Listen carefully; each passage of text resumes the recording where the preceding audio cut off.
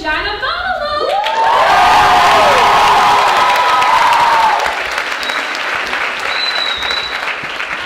It's Amanda, and I've had the incredible privilege of directing this year's show, along with one of my best friends and assistant director, Daniela Brady.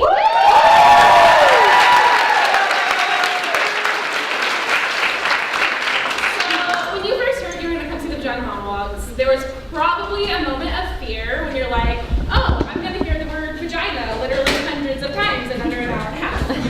But don't worry, you're not alone. It's kind of weird to talk about vaginas, I get it. But the women who are about to grace this stage are here to demystify that word for you. 40 women who are about to come on this stage have been meeting every week since October to create a community of acceptance and understanding. Your presence here tonight totally makes us feel awesome about all the hard work and that it's finally paying off. So thank you so much for your support.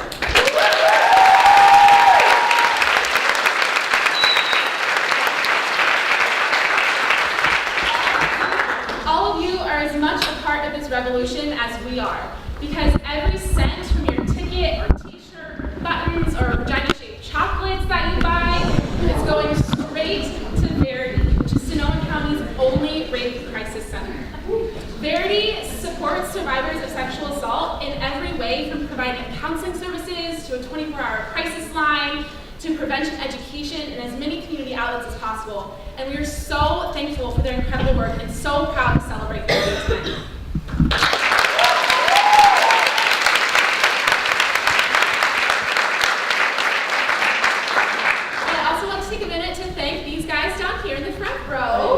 These V-men are gentlemen who are a positive presence in the lives of the women performing tonight. They're here not only to support the women on stage, but to serve as a reminder for everyone that the fight to end gendered violence does not have to be only a woman's battle.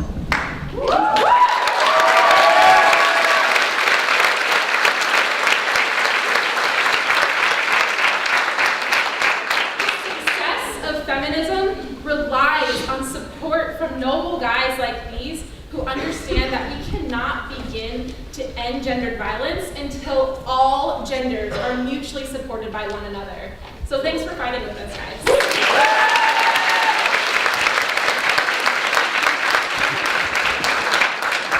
have had so many conversations about the why behind this show. And we've come to the conclusion that everyone's reason for participating in it or coming to see it is completely different. But one thing remains the same throughout everyone's stories. We must put an end to the normalcy of sexual violence. All genders are affected by it. All ages are affected by it.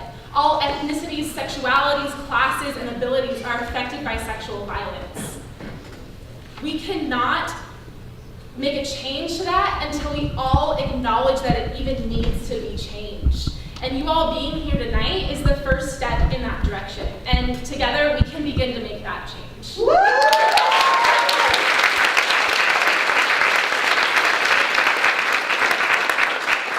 the stories being told tonight are the stories of specific women, but they represent the daily experiences of all vagina-bodied individuals. So if at any point tonight one of the stories becomes triggering for you, I'd like to invite you to visit our friends Verity in the back of the room. They're here to support all of us, and we will continue to thank them for their tireless work all night.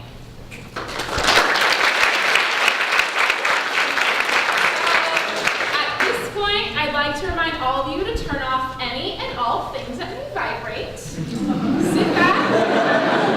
Oh yeah, you know. Sit back, relax, and get ready to join our revolution.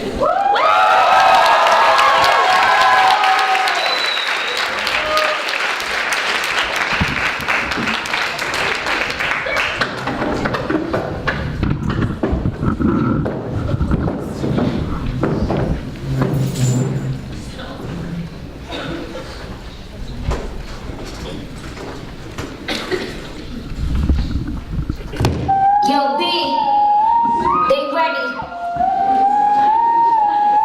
Let's go. Feeling myself. I'm feeling myself. I'm feeling myself. I'm feeling myself. I'm feeling myself.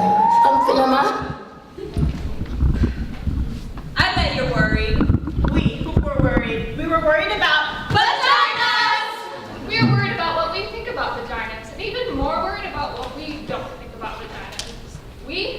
about our own vaginas. And they needed a context of other vaginas, a community, a culture of vaginas. There's so much darkness and secrecy surrounding them, like the Bermuda Triangle. Nobody ever reports back from there. In the first place, it's not even easy to find your vagina. Women go weeks, months, years without even ever trying to look at it. A high-powered businesswoman was interviewed. She said she was too busy. Look at your vagina, she said, is a full day's work. You have to get down on the ground in front of a mirror, full length preferred. You have to get the perfect angle, the perfect light, which then is somehow shadowed by the mirror and the angle right. You get all twisted up, you're arching your head up, you're killing your back. You're exhausted by then. She said she was busy. She didn't have time for that. So there were vagina interviews, which became vagina Monologues! Over 200 women were interviewed. There were older women, younger women, lesbians, single women, married women, college professors, actors, corporate professionals, sex workers, African American women, Asian American women, Hispanic women, Caucasian women, Jewish women. Okay! At first, women were reluctant to talk. They were a little shy, but once they got started, you couldn't stop them. Women secretly love to talk about their vaginas. They get really excited, maybe because no one's ever asked them before. Let's just start with the word vagina. It sounds like an infection at best. Maybe some kind of medical instrument. Hurry, nurse, bring me the vagina.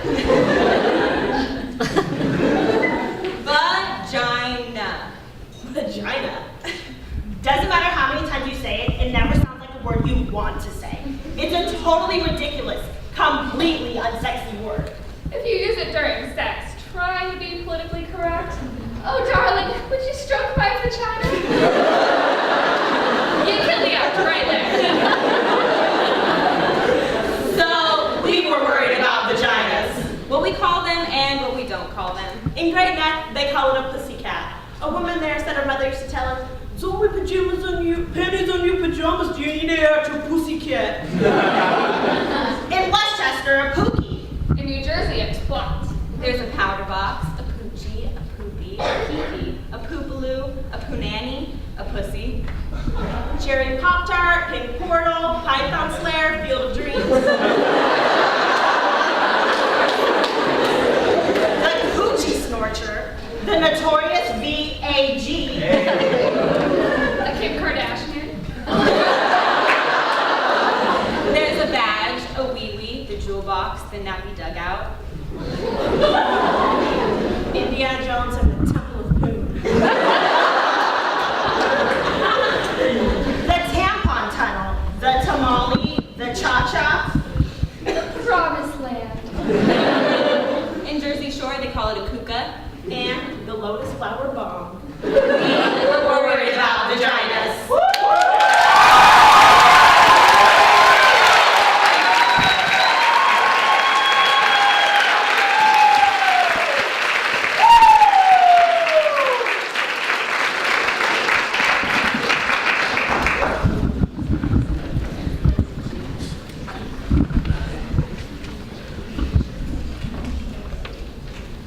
Some of the monologues were based on one woman's story.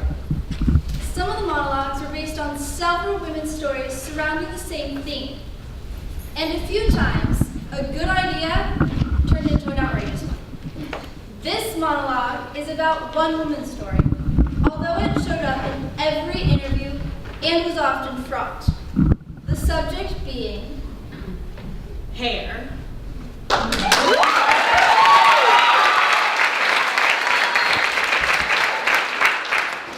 You can't love the vagina unless you love hair. Many people don't like hair. My first and only husband hated hair. He said it was dirty and cluttered. He made me shave my vagina. When I shaved my vagina, it looked puffy and exposed and like a little ass girl. And unfortunately, this excited him. When we made love, my vagina felt the way a beard must feel.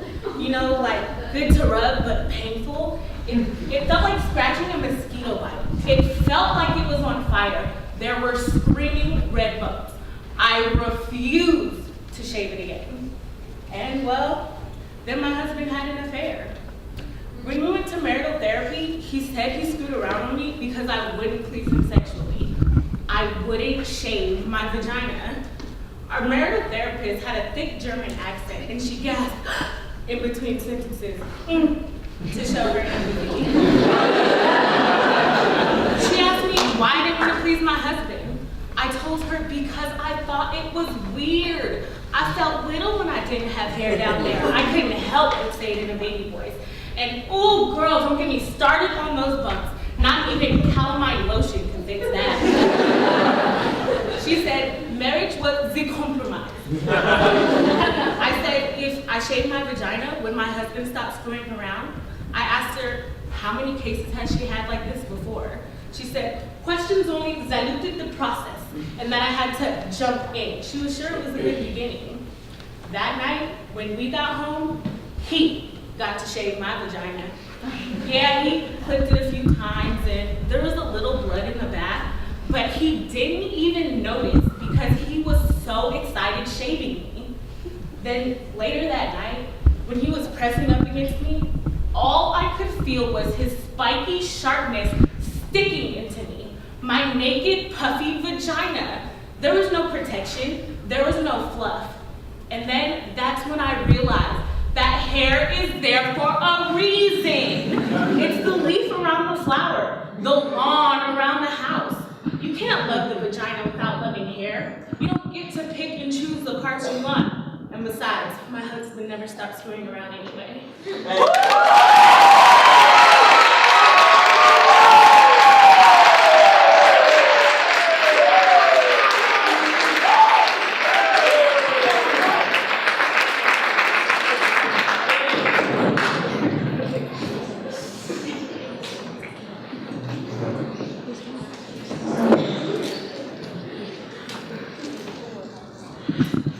All of the women were asked the following questions.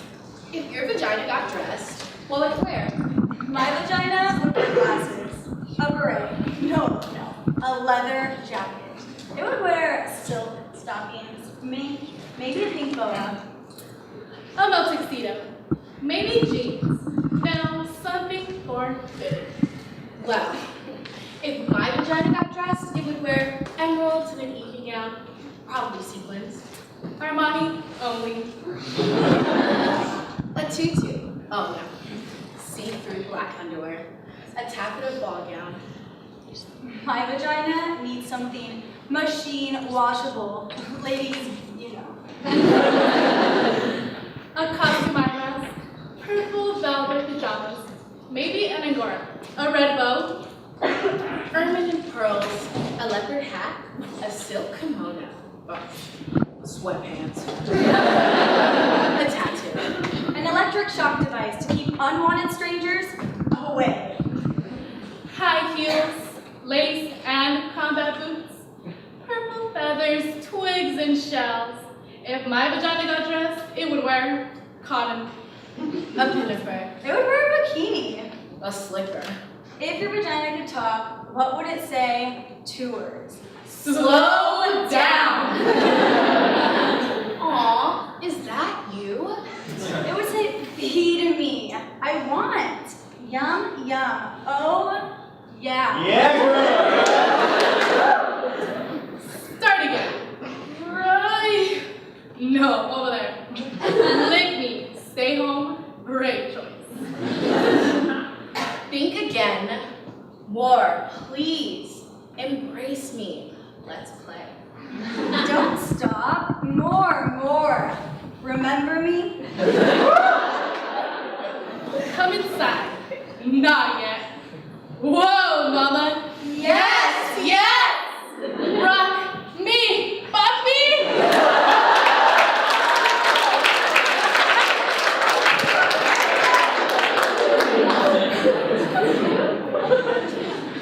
Enter at your own risk. Oh God. Thank God. I'm here. Let's go. Find me. Oh, Thank you.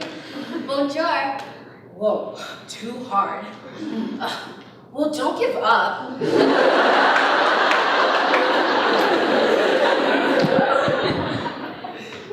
Where's Brian? That's better. Yes, there.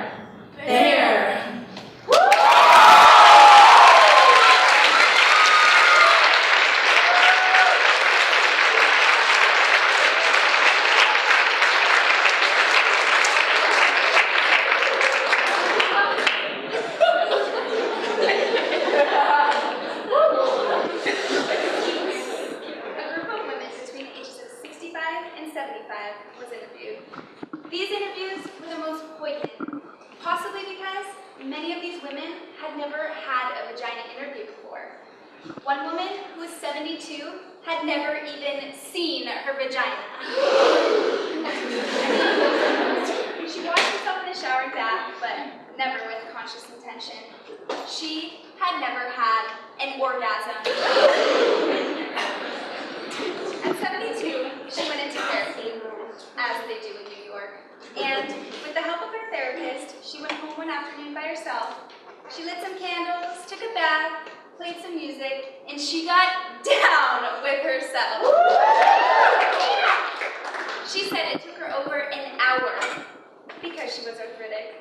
But when she finally found her clitoris, she said she cried.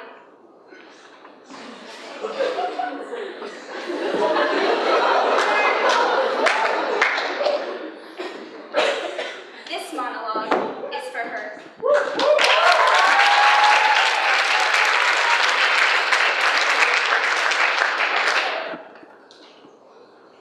Down here? Oh, I haven't been down there since 1953. No, it has nothing to do with ice. It's a cellar down there. They're damp and clammy. You do not want to go down there, trust me, and get sick. Suffocated.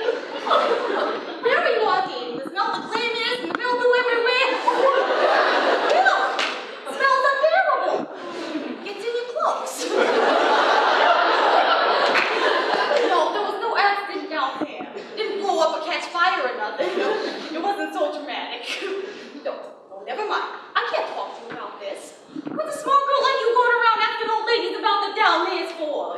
We didn't do this kind of thing when I was a girl. What? Jesus, okay. There was this boy, and he left off, and he was cute. Well, I thought so. And tall, like me, and I really liked him.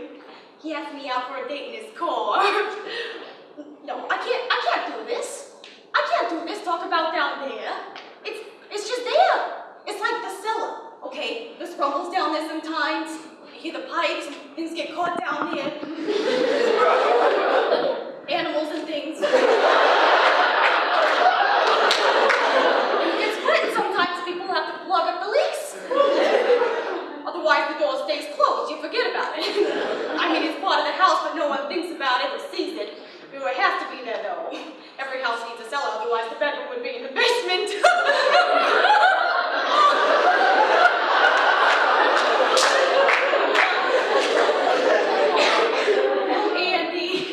Andy left for, right, Andy was very good looking. Oh, he was a catch, that's what we called it in my day. I remember we were in his car, a brand new white Chevy Bel Air, and I remember my legs were too long for the seats. I have long legs. And I remember my kneecaps were smushed up against the dashboard, and I was looking at my kneecaps when Andy just kissed me in this take me by control like they do in the movies kind of way. And, well, I got excited. So excited that, well, there was a flood down there. But I couldn't control it. It was just this force of passion, this river of life just flooded right out of me. I threw my panties right onto the car seat of his brand new white Chevy Bel Air. It wasn't me and it was smelly. Well, frankly, I didn't smell a thing, but Andy said it smelled like sour milk. And it was staining his car seat.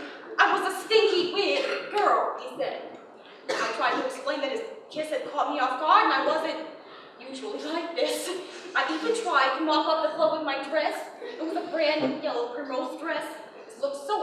flood on it. Gosh, Andy drove me home without saying another word, and when I got out of the car and shut his door, I shut the whole store, locked it, not open for business again. I ate some after that, but just the thought of flooding just made me too nervous. I never got close again. Oh, I used to have these dreams, though. Crazy dreams. Oh, they were dopey. Why? Burt Reynolds. Why? He didn't do a fucking thing for me in life, but in my dreams, oh! Always Burt Nye. Oh, it was always the same general dream, you know, we'd be out. Burt Nye. At some restaurant like the kind you see in Atlantic City with the big chandeliers and thousands of waiters with the vests. Burt would hand me this orchid corsage and I'd pin it to my blazer and we'd laugh. Oh, we were always laughing, Burt and I. Laughing. And we'd eat these shrimp cocktail, huge shrimp, fabulous shrimp. And we'd laugh some more. We were very happy together.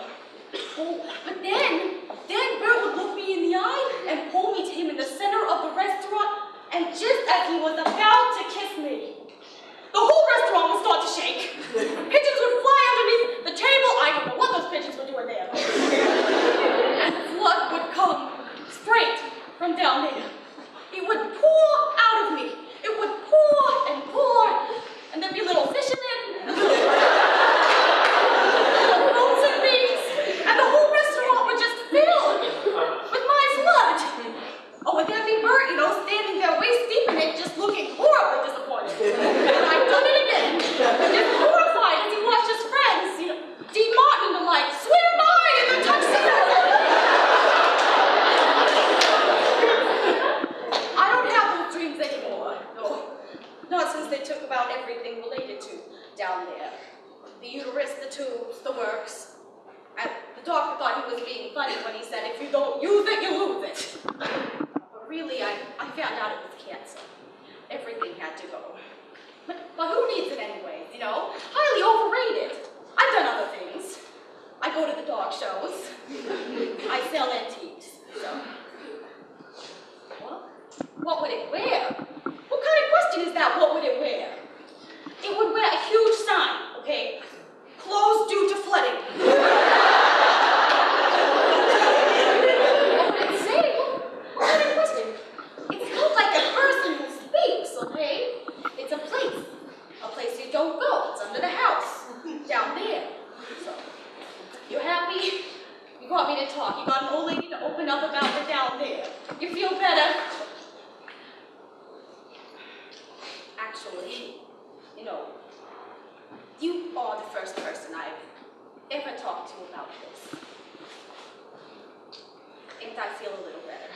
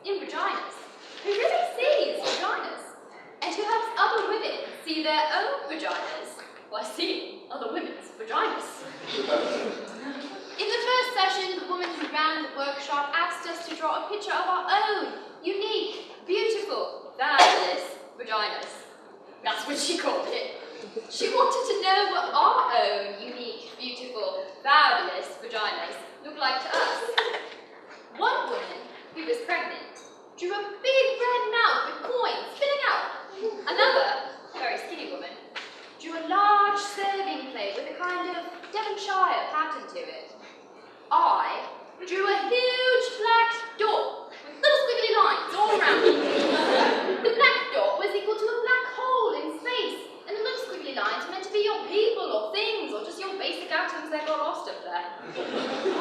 I had always thought of my vagina as an anatomical vacuum, randomly sucking up particles from the surrounding environment. I did not think of my vagina in practical or biological terms. I did not, for example, see it as something attached to me. In the workshop, we were asked to look at our vaginas with our hand mirrors. Then, after careful examination, we were to verbally report back to the group what we saw. I must tell you that up until this point, everything I knew about my vagina was based on hearsay or invention. I hadn't really seen the thing. It had never occurred to me to look at it. My vagina existed for me on some abstract plane. It seemed so reductive and awkward looking at it there as we were on our shiny blue mats with our hand mirrors. It reminded me of how the early astronomers must have felt with their primitive telescopes. I found it quite unsettling at first, my vagina. Like the first time you cut open a fish and find some other bloody complex whales right underneath the skin. It was so raw, so red, so fresh. But the thing that surprised me the most were all the layers. Layers inside layers, opening up into more layers. My vagina amazed me. I couldn't speak when it came to my turn in the workshop. I was speechless. I had awakened to what the woman in the workshop called vaginal wonder. I just wanted to lay there on my mat, examining my vagina forever.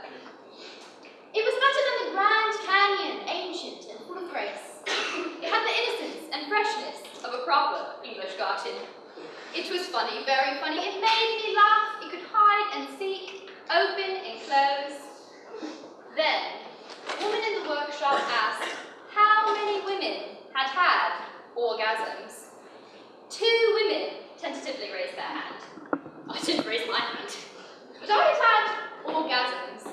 I didn't raise my hand because they were accidental orgasms. They happened to me. They happened in my dreams, and I would wake up in splendor. They happened on water, mostly in the bath and the Cape Cod. They happened on horses, on bicycles, at the treadmill, at the gym. I didn't raise my hand because although I had had orgasms, I didn't know how to make one happen. They were mystical, magical things. I didn't want to get involved. It felt wrong getting involved. Contrived, manipulative. It felt Hollywood. The surprise would be gone and the mystery. The problem, of course, was that I hadn't had a magical, accidental orgasm in 2 years. And I was frantic. That's why I was in the vagina workshop. And then the moment had arrived that I had both dreaded and longed for. The woman in the workshop asked us to take out our hand mirrors and to see if I could locate our clitoris. We were there, this group of us women, on our backs, on our mats, searching for our spots, our locus, our reason. And I don't know why, but I started to cry. Maybe it was from sheer embarrassment. Maybe it was from knowing that I had to give up the fantasy, the enormous, life-consuming fantasy, that someone or something was going to do this for me. The fantasy that someone was coming to lead my life, to choose direction, to give me orgasms. I could feel the panic coming, the simultaneous terror and realization that I had avoided finding my clitoris, had rationalized it as mainstream and consumerist because I was in fact terrified that I did not have a clitoris. Terrified that I was one of those constitutionally incapables, one of those frigid, dead, shut down, dry, bitter, apricot tasting. Oh my God! I lay there on my mat, reaching with my fingers, and all I could think about was that time, that I was 10, and I'd lost my gold ring with the emeralds at the bottom of the lake. I kept diving over and over to the bottom of the lake, reaching with my hands over the slimy stuff and the fish and the bottle caps, but never my ring. The panic I had felt, I knew I'd be punished. The woman in the workshop saw my insane scrambling, sweating, and heavy breathing. She came over, I told her, it's gone! It's gone, I tell you, I've lost my clitoris! I shouldn't have gone swimming! The woman in the workshop laughed. She calmly stroked my forehead. She told me my clitoris was not something that I could lose. It was me, she said, the essence of me. I didn't have to find it, I had to be it. It was both the doorbell to the house and the house itself. Be it.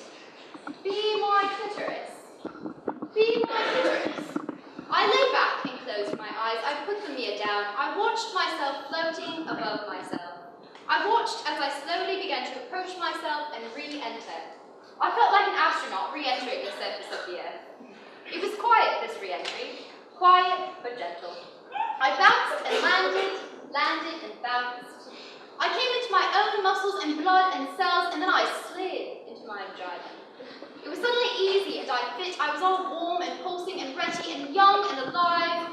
And then, without looking, I put my finger on what had suddenly become me.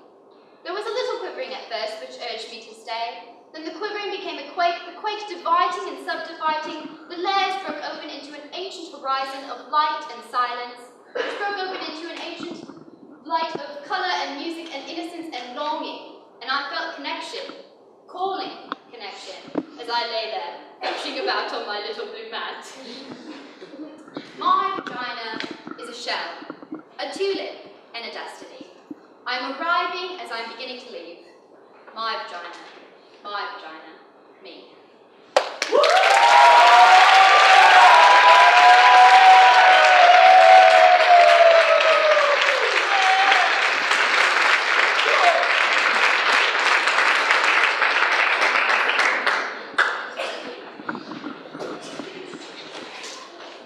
Here is the vagina happy fact. This is from Woman, an Intimate Geography by Natalie Montague. The clitoris is pure in purpose. It is the only organ in the body designed purely for pleasure. The clitoris is simply a bundle of nerve fibers. 8,000 nerve fibers to be precise.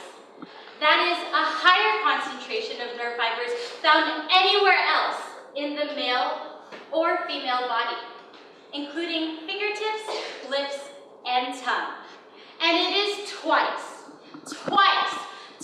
the amount found in the penis. Who needs a handgun when you've got a semi-automatic?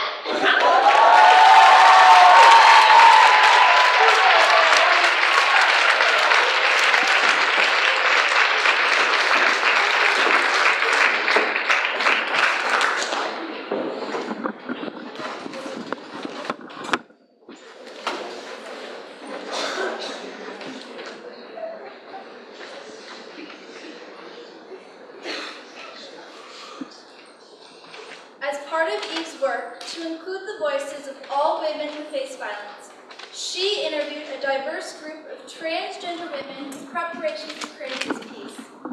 Her idea to transform this wide range of experiences into a Greek chorus was an elegant way to give many voices a feeling of one voice united. Punishing the feminine was one overarching theme of these interviews, and this can take many forms. Some women in the transgender community from a very early age face violence because they are so feminine, or because they show inappropriate interest in things considered to be feminine.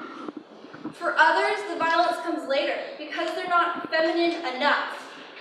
Those who do not pass gender muster often get pushed to the fringes of society, especially their youngest and most vulnerable. Yet, they stay true to their hearts, despite every attempt to break their spirit. This monologue moves from childhood, through adversity, and into maturity, wisdom, and the joy of affirming who they are. Women who face a difficult road just to claim that name. In the end, they endure, they survive, and they share in the pride of expressing femininity with all women, in one voice, united.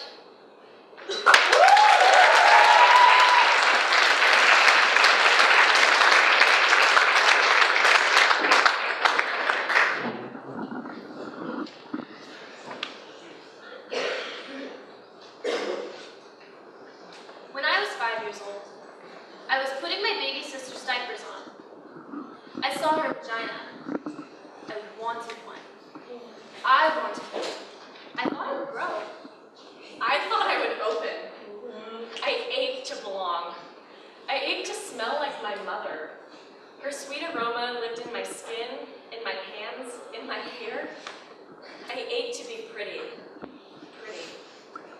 I wonder why I was missing my bathing suit top at the beach. Why I wasn't dressed like the other girls.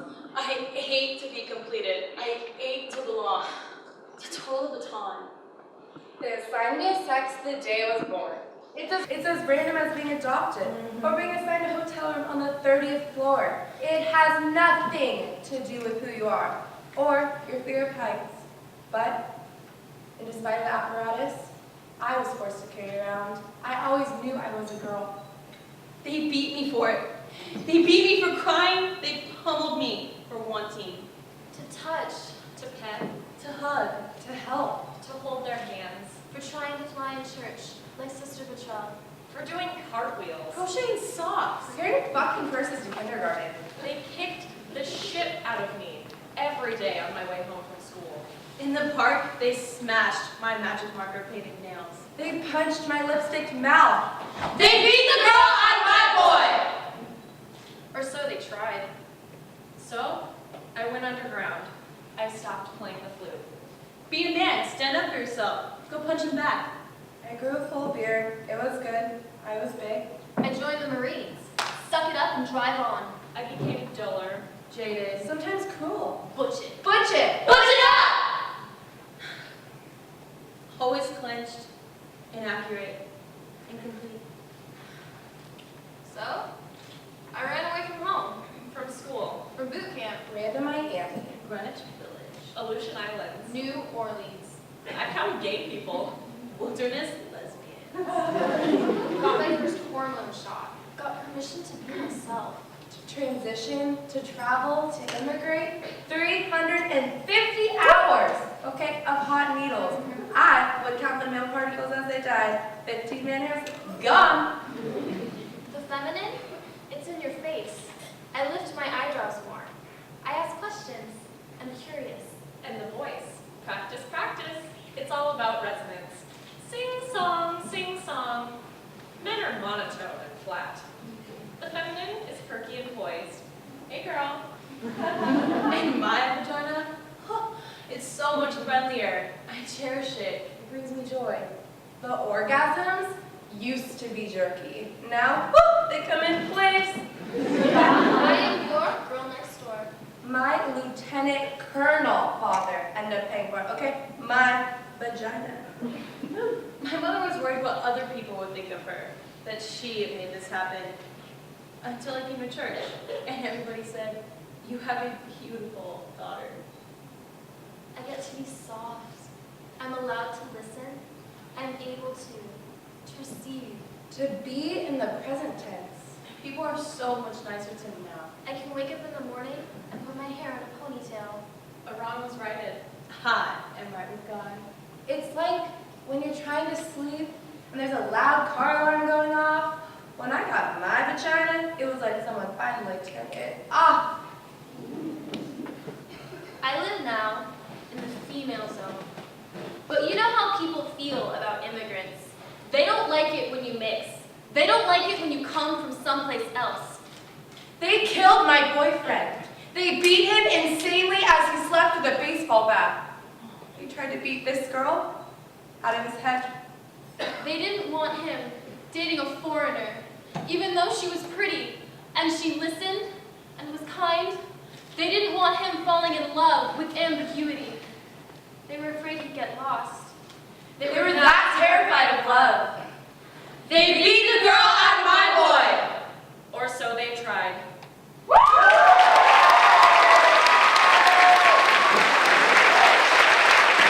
This monologue was based on an interview with a woman who had a good experience with a man.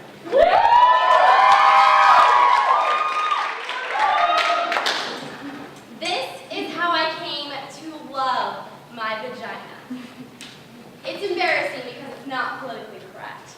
I mean, I know it should have happened in a bath with salt grains from the Dead Sea, and you're playing me loving my woman self. I know the story. Vaginas are beautiful. Our self-hatred is only the internalized repression of the patriarchal culture. It isn't real. Pussies unite! Yeah, I know all of it. It's as if we were taught that fat thighs were beautiful, we'd all be pounding down those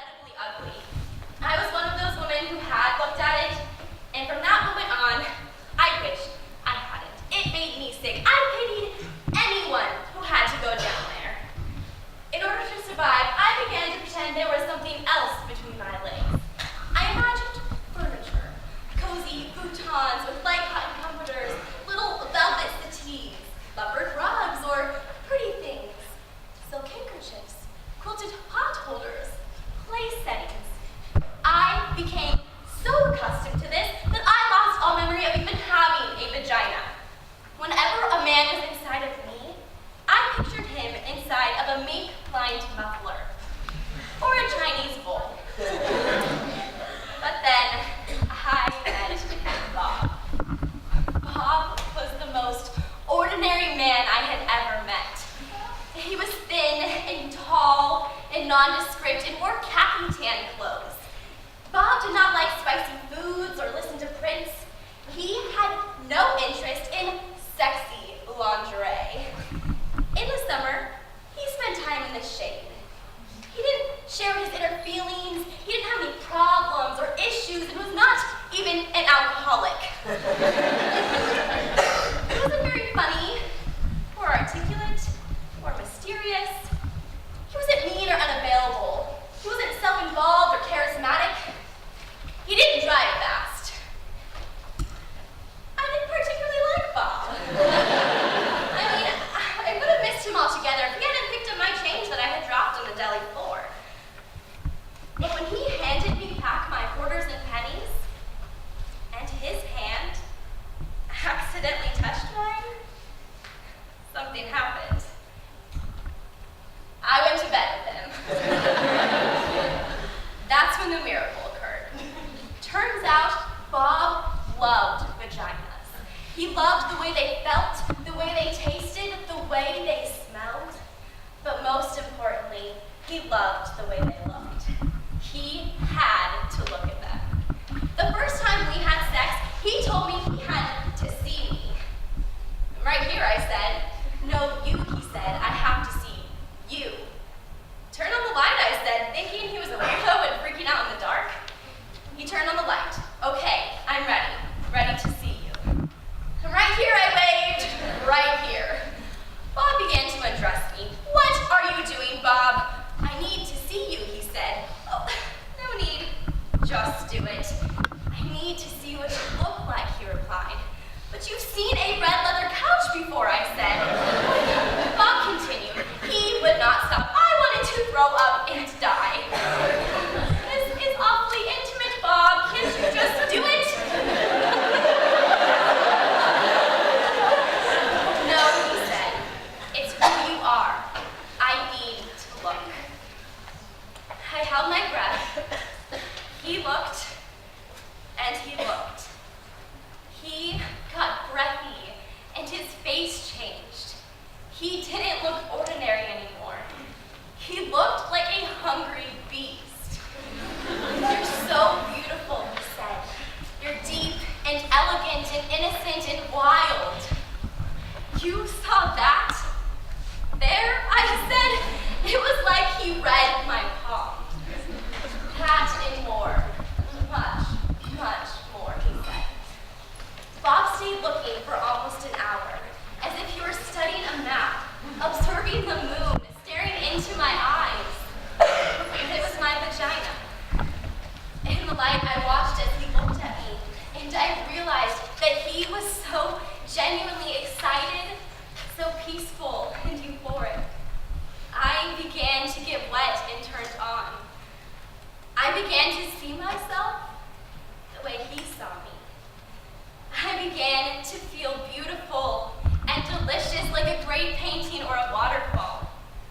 Bob wasn't afraid.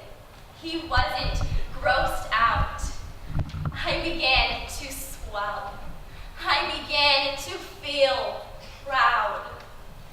I began to love my vagina. And Bob lost himself there. And I was there with him, in my vagina, and we were gone.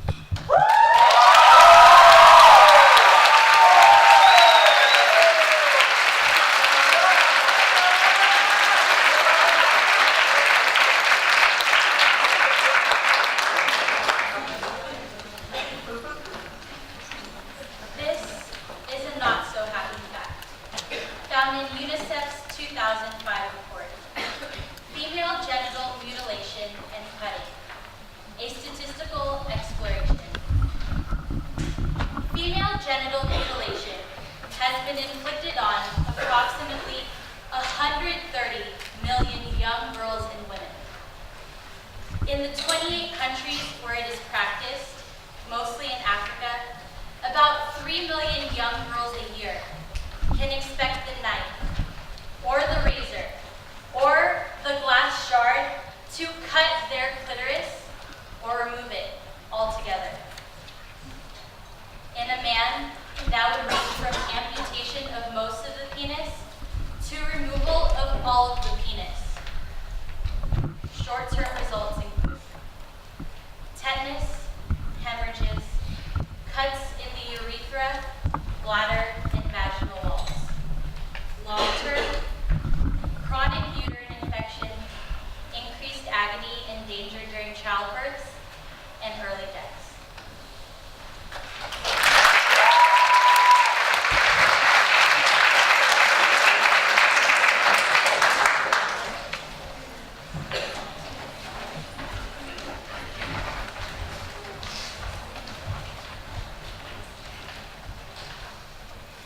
My vagina's angry. It is. It's pissed off. My vagina's furious and it needs to talk. It needs to talk about all of this shit.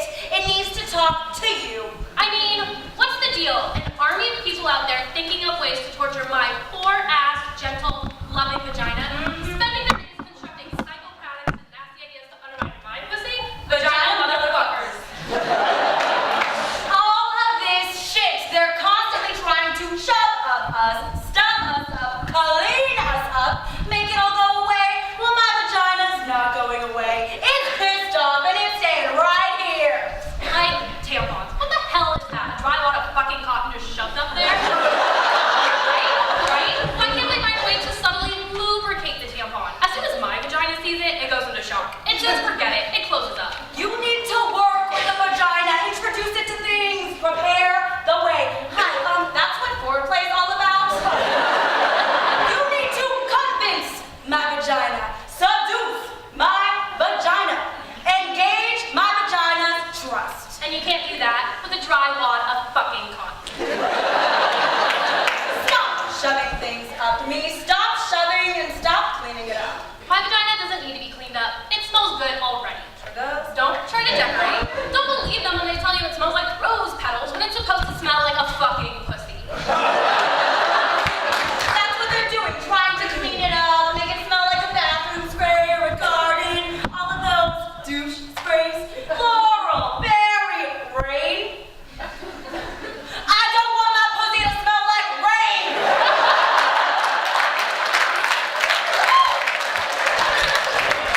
All cleaned up like washing a fish after you cooked it? I want to taste the fish. That's why I ordered it.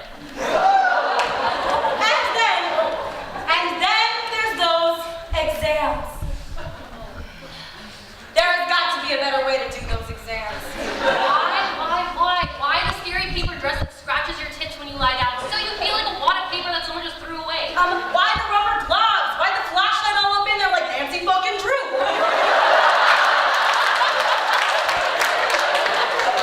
Why the Nazi steel stirrups? The mean, cold ducklets they shove inside you? What's that? I don't know. My vagina's angry about those visits. It gets defensive weeks in advance. It won't go out of the house. And then you get there. Don't you hate that?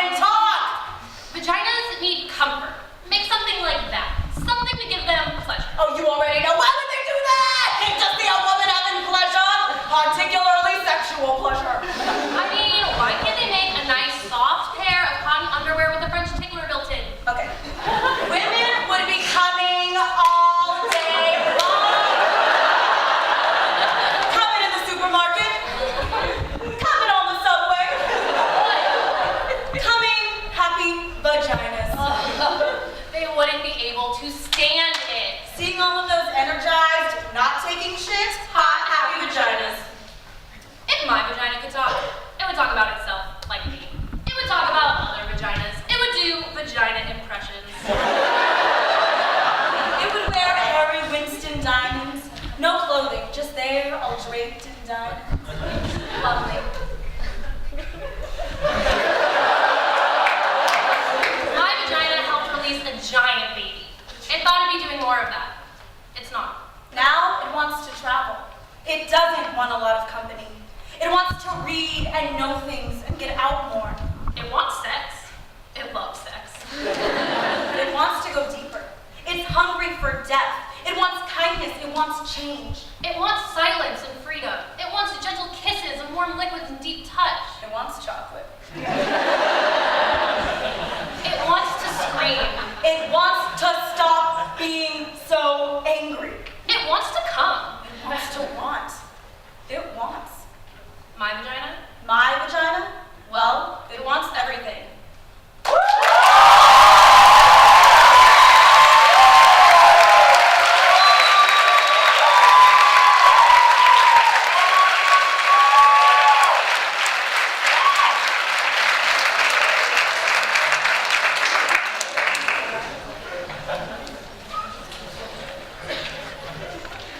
Bosnian women refugees were interviewed during the war in Yugoslavia, in refugee camps and centers.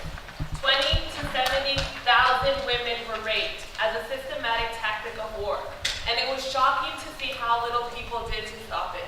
Yet again, in the United States each year, 200,000 women are raped, which is another kind of war. This monologue was based on one woman's story. We do it tonight for that woman and all the extraordinary women of Bosnia and Kosovo.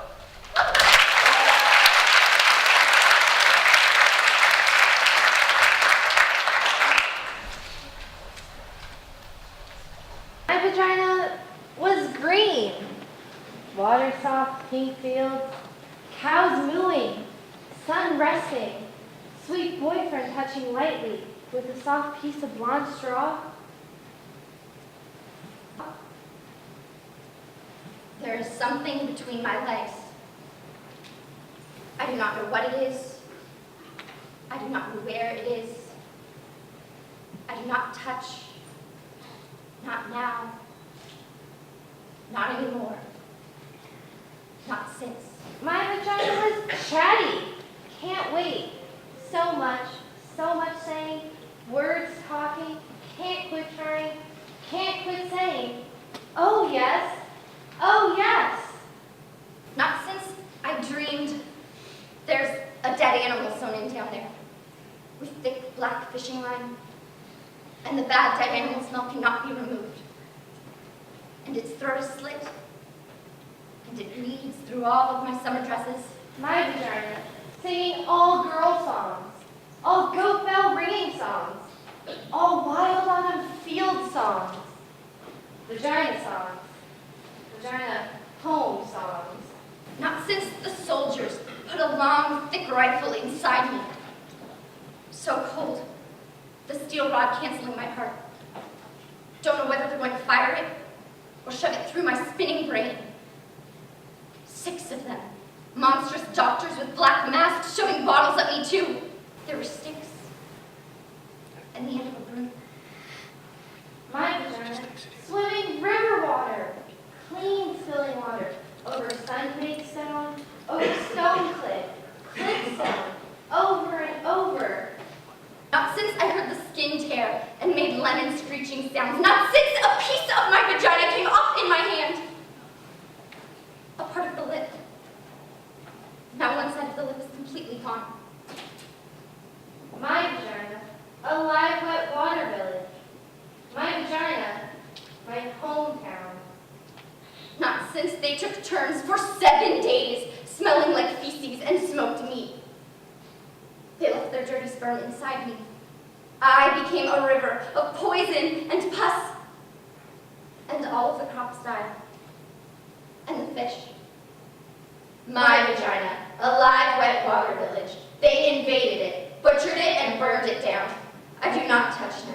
Do not visit. I live someplace someplace else now. I don't know where that is.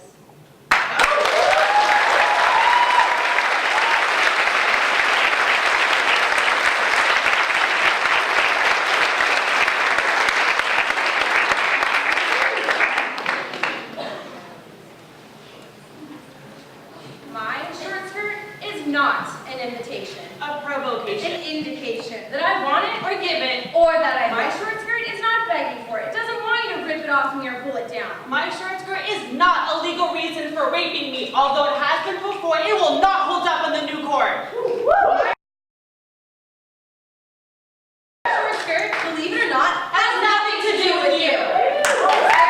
It's about discovering the power of my lower calves. About cool autumn air traveling up my inner thighs. About allowing everything I see or pass or feel to live My inside. short skirt is not proof that I am stupid or undecided or a malleable little girl. My short skirt is my defiance. I will not let you make me afraid. My short skirt is not showing off. This is who I am before you make me cover it up. Tone it down. Get used to it. My short skirt is happiness. I can feel myself on the ground. I'm here. I'm hot. My short skirt is a liberation flag in the women's army. I declare these streets, any streets, my vagina's country. My short skirt is turquoise water with swimming color fish. A summer festival in the starry dark. A bird calling. A train arriving in a foreign town. My short skirt is a wild spin. A full breath. tango dip.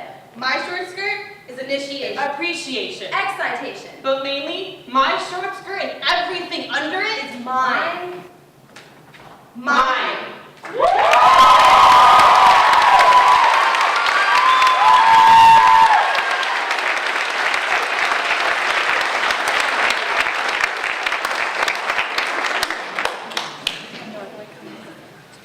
In hundreds of interviews with homeless women over the course of 13 years, only one woman was not sexually abused as a little girl or raped as a young woman. For these women, home was a scary place, a place that they fled. The shelters were, ironically, the first place where they found protection, safety, and comfort. This is a woman's story as she tells it.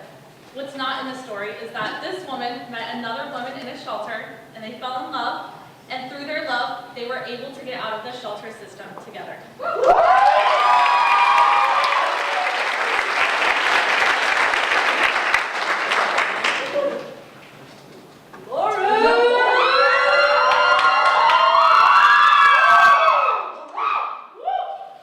December 1965, 5 years old.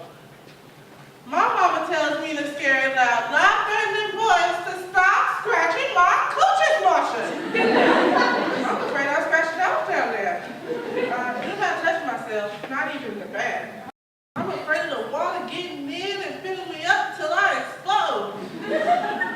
I wear band-aids over my coochie smoker's hole, but they fall off in the water. I was trying to stop the bathtub plug stuff up there to stop the water from entering me. I wear 3 pairs of happy hot pants and underpants under my snap pajamas. I want to touch myself sometimes, but I don't. Memory, 7 years old. Edgar Montaigne, who is 10, gets angry with me and punches me with all his might in between my legs. It feels like he breaks my entire self. I limp home. I can't pee. When my mama asks me what's wrong with my coochie muncher, when I tell her what Edgar has done to me, she gets angry with me. It tells me to never, ever let anyone touch me down there again. I tried to explain to her that he didn't touch it, Mama. He punched it. Memory, 9 years old. I play on the bed, bouncing and falling, and I impaled my coochie snatcher on the bedpost. I make a high-pitched screaming noise that comes straight from my coochie snatcher's mouth. I was taken to the hospital and they sewed up down there from where it's been torn apart. Memory, 10 years old. I'm at my father's house. He's having a party upstairs and everyone's drinking. I play alone. In the basement, trying on my new cotton white bra and underpants my father's girlfriend was giving me.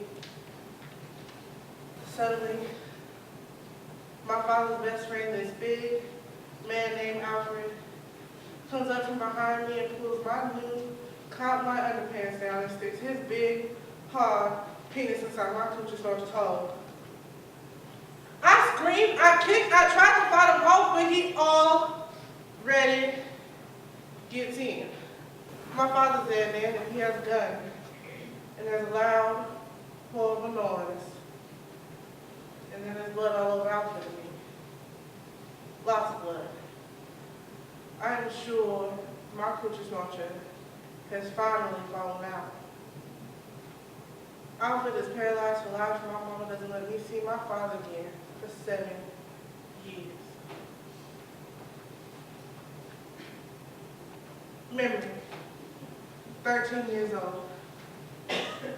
My coochie snorter is a very, very bad place. A place of pain, nastiness, punching, invasion, and blood. It's a site for mishaps, a bad luck zone. I imagine the freeway in between my legs, and I'm traveling far, far away from here. Memory, 16 years old. That is this gorgeous 24-year-old woman in the neighborhood, and I stay with her all the time. One day, she invites me to her car, and she asked me if I like to kiss boys, and I tell her, I do not like that. She says she wants to show me something, and she leans over and kisses me on the lips with her lips, and then puts her tongue in my mouth. Wow. She says she wants to invite me over, and then she kisses me again. She tells me to relax, to feel it, to let our tongues feel it.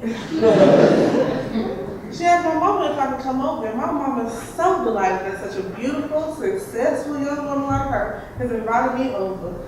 I am scared, and I can't wait. Her apartment is fantastic. She's got all the stuff, the accessories, the beads, the fluffy pillows, the moonlight. I decided right then and there that I want to be a secretary like her when I grow up. She makes the vodka for herself. Then she asked me what I want to drink. I said, the same as she's drinking. She says, I don't think your mama would like to drink this vodka. I say, she probably wouldn't like to kiss some girls. And so the pretty lady makes me explain. She changes into the chocolate satin heavy. She is so beautiful. I tell her, you look great. She says, so do you. I say, but I only have on this cotton white on underpants. She then dresses me slowly in another satin paper. It's lavender like the first day of spring. The alcohol has gone to my head and I am loose in the rhythm. She picked me and slowly lays me on the bed, and just our bodies rubbing makes me comfortable. She then does everything to my coochie snorter that I always thought was nasty before. Wow. She says, your vagina, untouched by man, smells so nice. It's so fresh. Wish I could keep like that forever. I get crazy about it. Then the phone rings and of course it's my mama. She catches me and everything. I'm breathing so hard when I get on the phone. She says, what's wrong with your child? You get hurt? I said, no, mama, exercising. Beautiful lady, to make sure I am not around any boys. And she tells her, be sure, there are no boys. She then teaches me everything about my coochie snorter. She makes me play with myself in front of her. She is very thorough. She tells me to always know how to give myself pleasure so that I never lose my out man. In the morning, I think I've become butch because I am so in love with this woman. She laughs, but I never see her again. I realized then that she was my surprisingly politically incorrect salvation. She transformed my sorry ass coochie smoker. And she raised it into a company.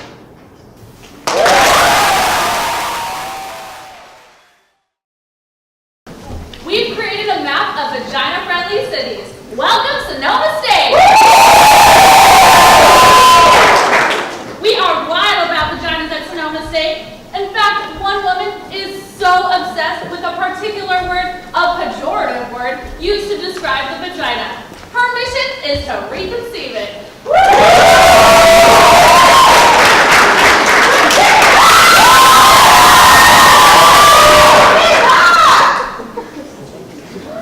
I call her cunt. I reclaimed it. Cunt. I really like it. Cunt. Listen to it. Cunt. C. C. Capital. Click. Cute. Come close. Close inside. Inside cat, then ooh, then coo, and then her. Inviting sharks in you. Uniform. Urge. You.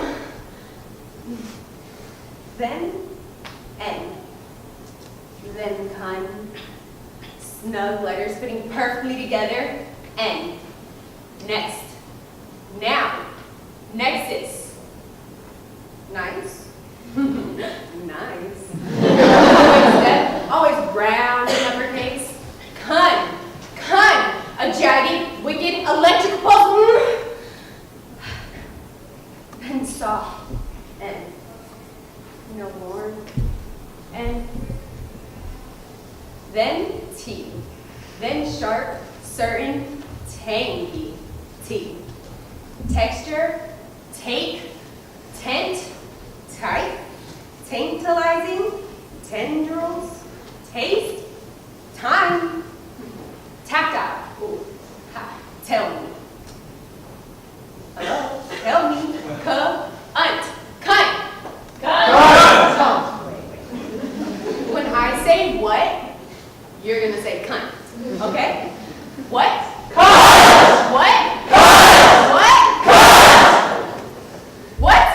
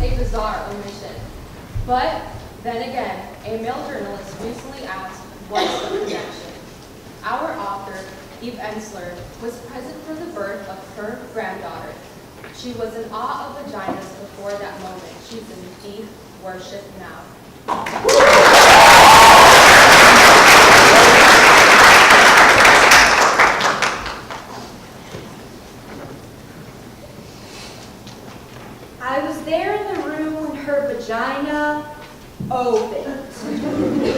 We were all there. Her mother, her husband, and I. And the nurse from the Ukraine with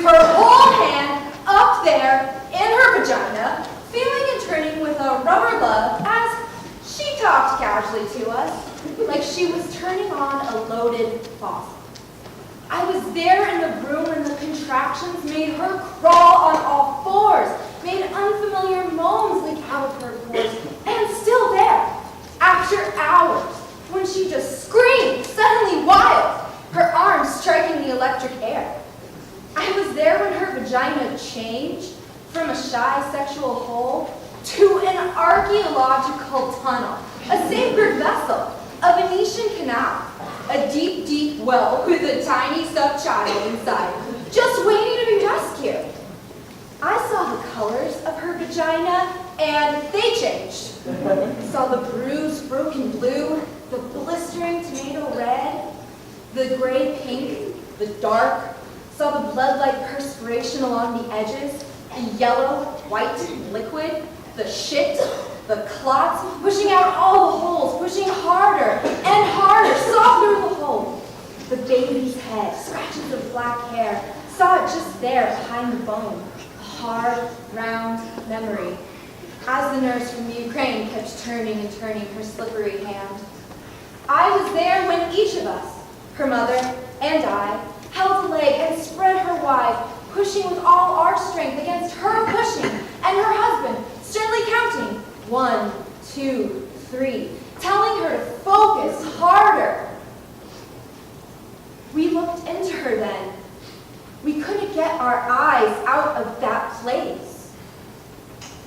We forget the vagina, all of us. What else would explain our lack of awe, our lack of reverence? I was there in the room when the doctor reached in with Alice in Wonderland spoons, and there's her vagina suddenly became a wide, operatic mouth, singing with all its strength. First, the little head, then the gray floppy arm, then the fast swimming body swimming quickly into our weeping arms. I was there later when I just turned and faced her vagina. I stood and let myself see her all spread, completely exposed, mutilated, swollen, and torn, bleeding all over the doctor's hands, who was calmly sewing her there. The heart is capable of great sacrifice. So is the vagina.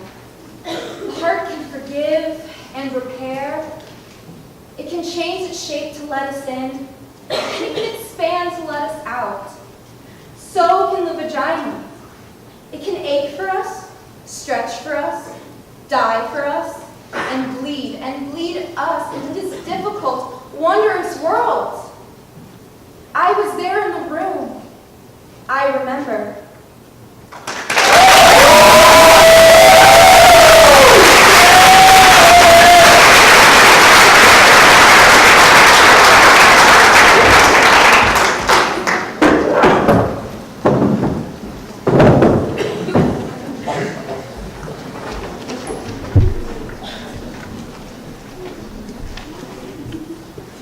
Sex workers have rich, compelling, complex relationships with their vaginas. This particular woman blows my mind. She was a sex worker, but she only did sex work with women.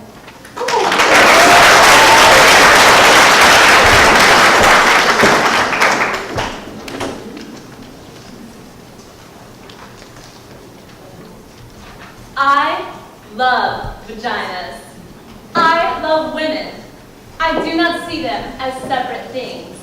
Women pay me to dominate them, to excite them, to make them come. I did not start out this way. No, to the contrary. I started out as a lawyer, and then in my late 30s, I became obsessed with making women happy.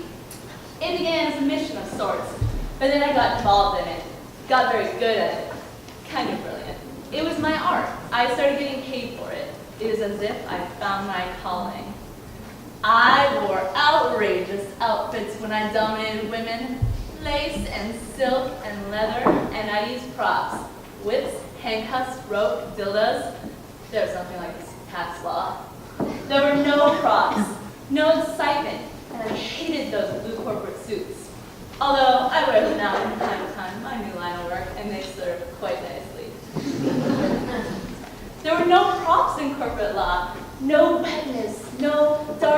mysterious foreplay, no erect nipples, no delicious mouths. But mainly, there was no moaning.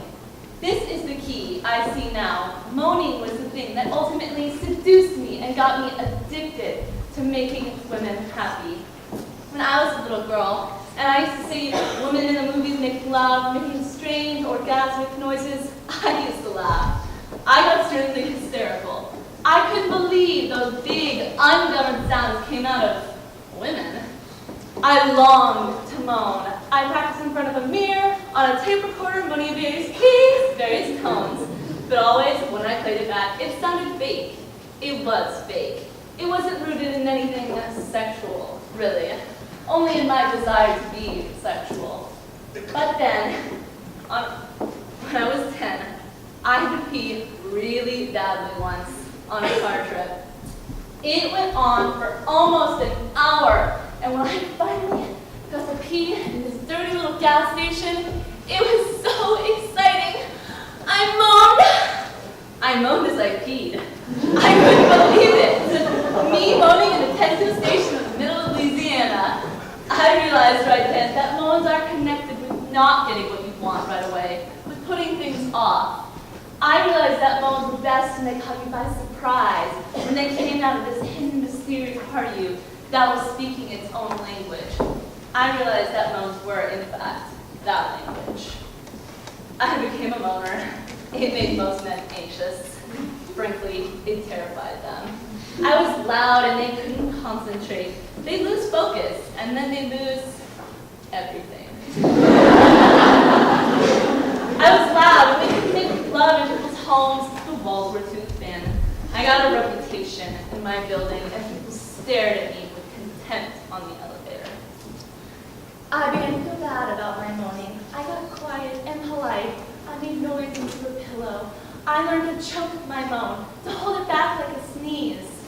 I was getting headaches and stress-related disorders. I was becoming hopeless. When I discovered women. I discovered that most women love my moaning. But more importantly, I discovered how deeply excited I got when other women moaned.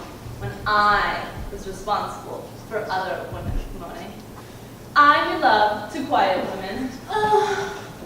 And I found this place inside them, and they shocked themselves in their moaning. I made love to moaners. And they found a deeper, more penetrating moan. It was a kind of surgery, a delicate science, finding the exact tempo, the location, or the home of the moan. That's what I called it anyways. Sometimes I found it over women's jeans. Sometimes I snuck up on it, quietly disarming the surrounding alarms and moving it. Sometimes I used force, but not dominating, oppressive force, more like, I'm going to take you someplace, don't worry, lay back and enjoy the ride, kind of force. Sometimes it was simply mundane. I found the moan before things even started, while we were eating salad or chicken, just casual, right there with my fingers. Here it is like that, real simple, all mixed in with the balsamic vinegar. Sometimes I use props. I love props. Sometimes I make a woman find her own moan in front of me. I waited, stuck it out until she opened herself. I wasn't fooled by the minor, more obvious moans. No, I pushed her further, all the way to her sour moan. Try this. There's the clit moan. The vaginal moan. Oh! The combo clit vaginal moan. There's the almost moan.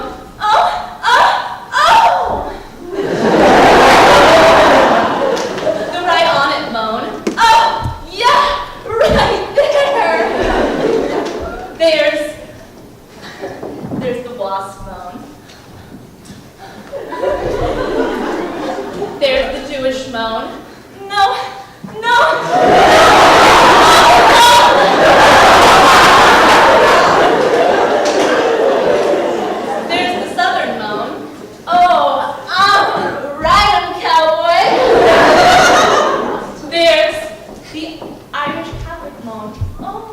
Oh, forgive me, Father. There's the doggy moan.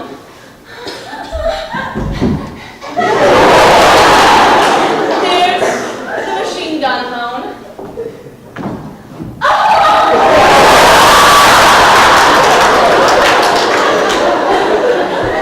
There's the uninhibited, militant, bisexual moan.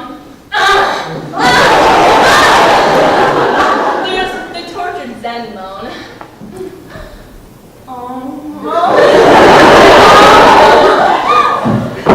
There's the college moan. I should be studying!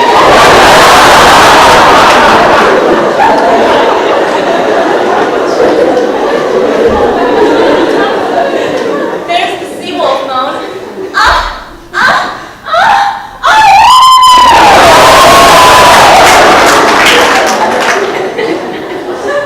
There's the NorCal moan.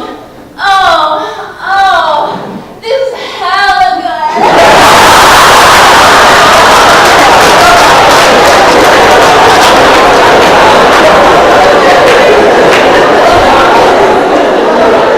And finally, there's the surprise triple orgasm moan.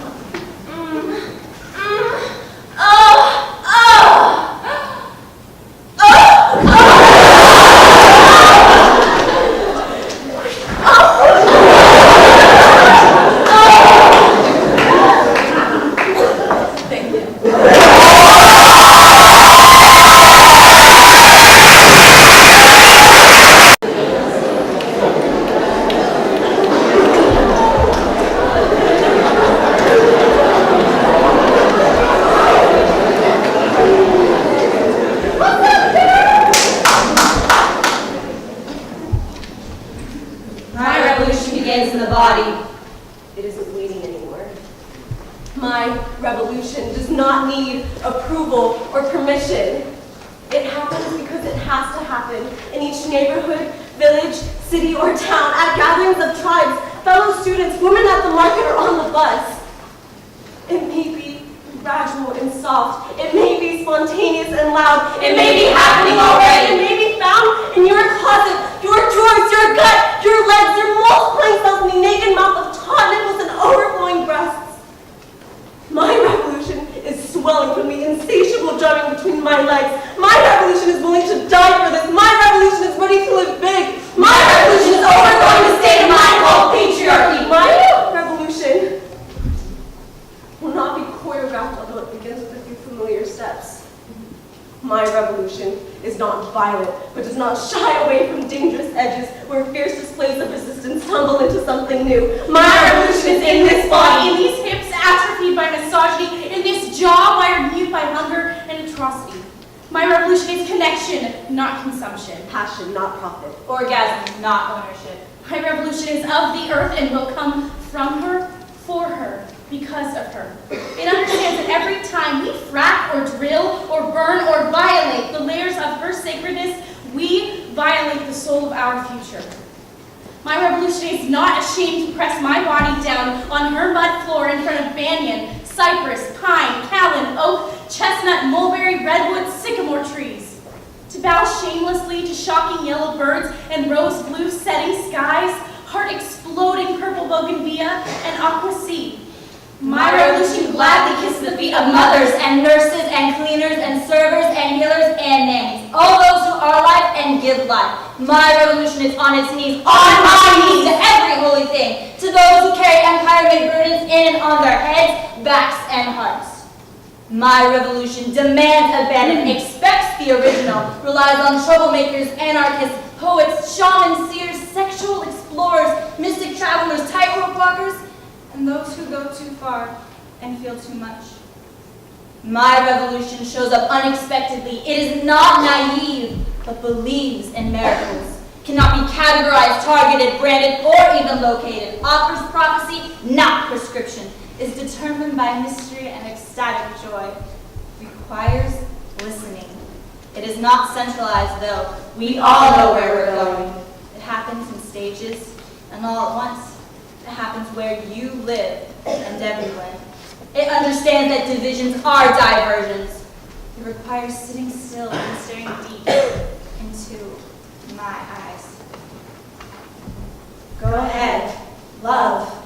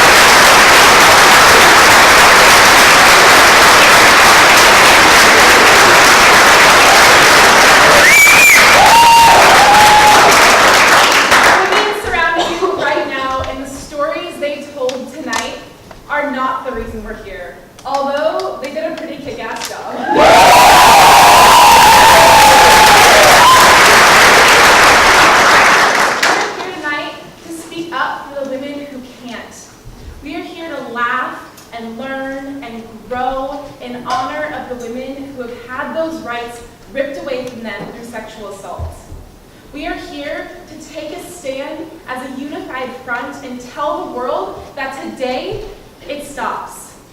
We will no longer accept excuses or justifications or violence to any person in any form. As a cast, we hope you choose to take this stand with us and leave tonight as a Vagina warrior and as a proud supporter of Vaginas everywhere.